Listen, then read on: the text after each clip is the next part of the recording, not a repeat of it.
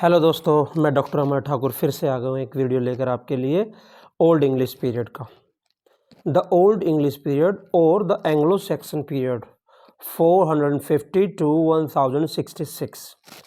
तो वैसे तो इस पीरियड में दोस्तों कोई ख़ास लिटरेचर था नहीं, पर फिर भी कुछ ऐसी बुक्स के नेम्स हैं जो इस ओल्ड इंग्लिश में लिखी गई और many times they are asked in many different kind of competitive exams. तो उनको डिस्कशन कर लेना बहुत ज़रूरी है। At least you must have a little bit idea of and name about the names and the writers and the little bit overall view of that particular work. इतना तो आपको पता ही होना चाहिए। फर्स्ट वर्क है आपका बेओल्फ। बेओल्फ पोएम, ये एक फेमस पोएम है। आपने I think most of you must have heard about the name और about the story of this poem. The great warrior in this epic poem, Beowulf. Even the name of the hero or protagonist is Beowulf in this epic poem. It's a big lengthy poem. Battle against terrifying beast and exemplifies the virtues of bravery, loyalty and honor. So ये एक ऐसी poem है जो east और waste की एक ऐसी presentation है जिसमें एक ईस्ट और वेस्ट की लड़ाई दिखाई गई है। इसमें एक ड्रैगन है जिसको ये बेवल्फ नाम का जो हीरो है वो मारता है। So here dragon represents in a way Asia and Beowulf the hero represent the in a kind of western world. So ये एक एपिक है। सिम्बॉलिकली ऐसा कह सकते हैं। I am not exactly telling you, but बहुत सारे क्रिटिक्स राइटर ऐसी इम्प्लीकेशंस निकालते हैं। सो नेक्स्ट पोएम है the dream of the rood. Dream of the rood, this poem is about crucifixion of Jesus Christ. देखो दोस्तों, जितने भी पहले वर्क लिखे गए ना आपके, जो in the old English period, even in the middle English period, most of the works carried a theme of Christianity और रिलीजियस थीम मिलेगा उनका ज़्यादातर का, क्योंकि उस टाइम जब लिटरेरी राइटिंग स्टार्ट हुई थी तो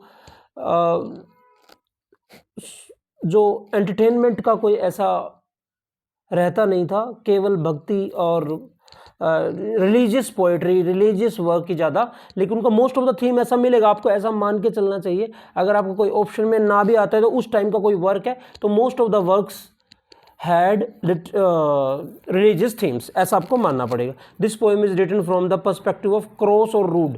सो इसका जो पर्सपेक्टिव है लिखने का राइटर का, the writers of these two works, Beowulf, the dreams of the rood, और आगे जो पोएम्स हैं एक दो, उनके राइटर्स का नाम नहीं पता, किसी को भी नहीं पता। They are just anonymous books और अनोनिमस पोएम्स हैं, उनका नाम किसी को भी नहीं पता। तो बस आप मोटा सा एक जानकारी ले लीजिए कि ड्रीम ऑफ द रूड, कि this is the name you must carry in your mind, कि हाँ this poem is there and it belongs to the old English period, Anglo Saxon period की ये पोएम है, ऐसा आपको पता होना चाहिए। और मोस्ट थोड़ा सा इसका थीम पता होना चाहिए, क्या है इसका पर्सपेक्टिव, क्या लिखने का, वो जो जिस पर जीसस क्राइस्ट को लटकाया गया था, वो जो क्रॉस था जिसे रूड बोलते हैं, वो उस पर्सपेक्टिव से ये पोएम लिखी गई। रिलीजियस है। बेवुल्फ भी एक काइंड ऑफ, वैसे तो ये एक मॉडर्न पोइट्री की फॉर्म में लिखी गई है, बट इसका भी एक मोर और लेस रिलीजियस थीम ही है। उसमें क्या है कि वो एक Beowulf carry some type of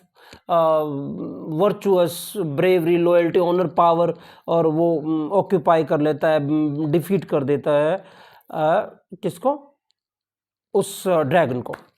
अब आते हैं वॉन्डरर पे। This poem is about transience of human life. Again देखिए, इनएविटेबिलिटी ऑफ डेथ। यहाँ पे कोई आपको लव और ऐसी कोई रोमांटिक पोएट्री नहीं मिलेगी, यहाँ पे इसी तरह के थीम्स होंगे, लोगों को डायडेक्टिव, रिलीजियस। तो आपको 3 इम्पोर्टेंट नेम्स मैंने आपको बताए हैं अभी तक, Beowulf, Dream of the Rood and Wanderer. आपको इनका अच्छे से नामों को याद रखना है और मोटा सा ध्यान रखना है कि इनके थीम्स क्या है, इनकी एक लाइन क्या है, ठीक है। और अभी हम नेक्स्ट पेज पे चलते हैं।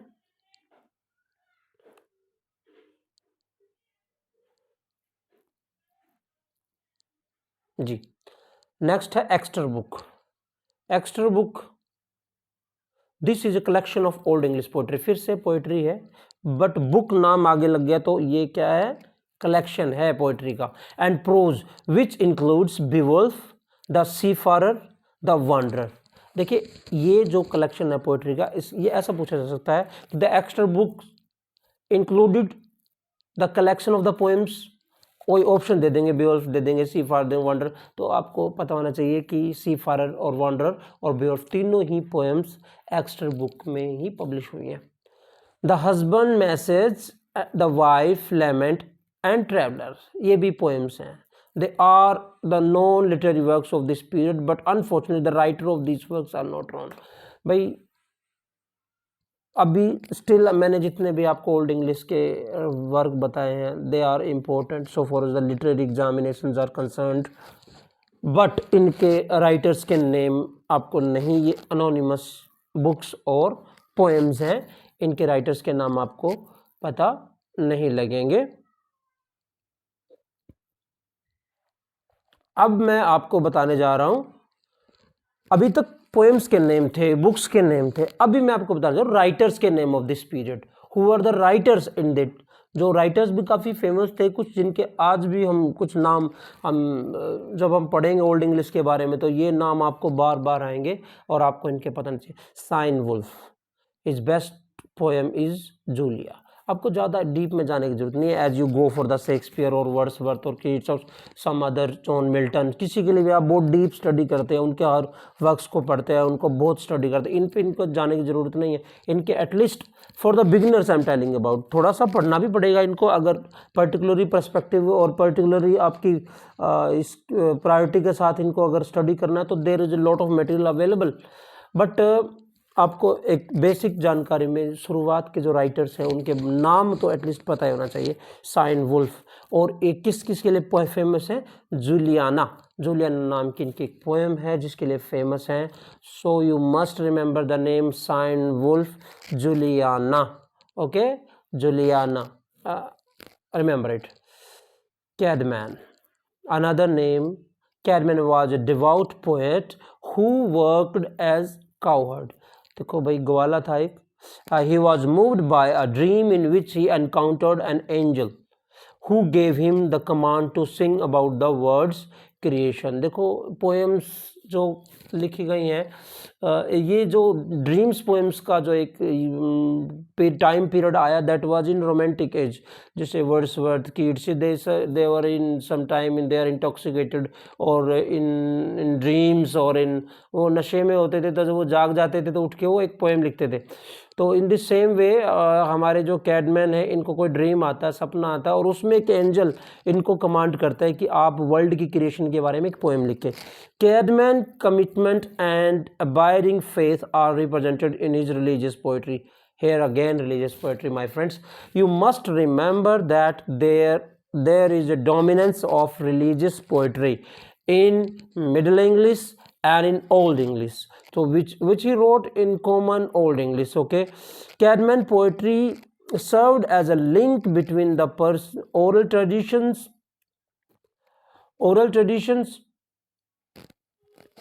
and the written world, have a significant influence on the growth of Christian literature। देखिए Anglo-Saxon England, so Christian literature is always a Christian, you can say the majority of the literature, but अब तो बढ़ गया है। Nowadays we never call it English literature, we call it literature in English। So the worldwide literature is translated into English language, so it is no more religious or Christian literature, but we are talking about the old English period, you must be aware of this point। So अभी हम next writer पे चलते हैं, बीड। ये another writer हैं दोस्तों, Beed. Sign wolf आपने पढ़ लिया, अब बीड पढ़िए। In the early middle age Bede commonly refer as the venerable Bede, ये नाम है इनका। Exalted as a scholar and historian. अभी देखिए ये एक पर्सन आ गए जो अपने एजेस के बारे में इन्होंने लिखा, हिस्टोरियन की कैटेगरी में बीड को डाला गया। So this point is also an important point कि आपको थोड़ा ध्यान रखना है कि बीड इज एन हिस्टोरियन और scholar they all are scholars which we discuss earlier.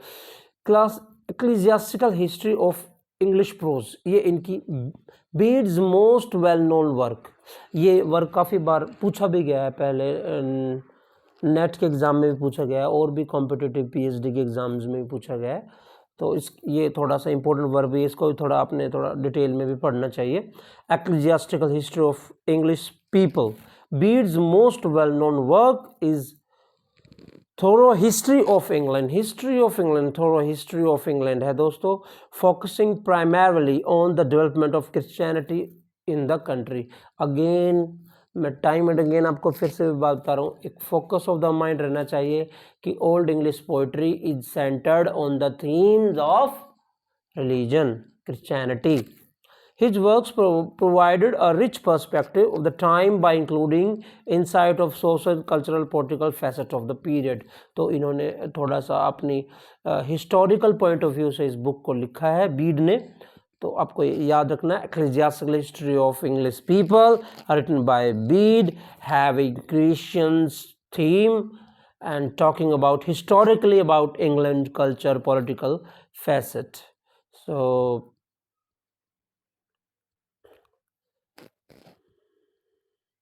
तो इस अभी हम नेक्स्ट लेक्चर में डिस्कस करेंगे Anglo Saxon prose writers. King Alfred Wulfstan are famous. So अभी तक हमने डिस्कस किया था पोएट्री राइटर्स को, वर्स राइटर्स को। अभी प्रोज राइटर्स को हम डिस्कस करने वाले नेक्स्ट हमारे लेक्चर के लिए। So thanks for watching.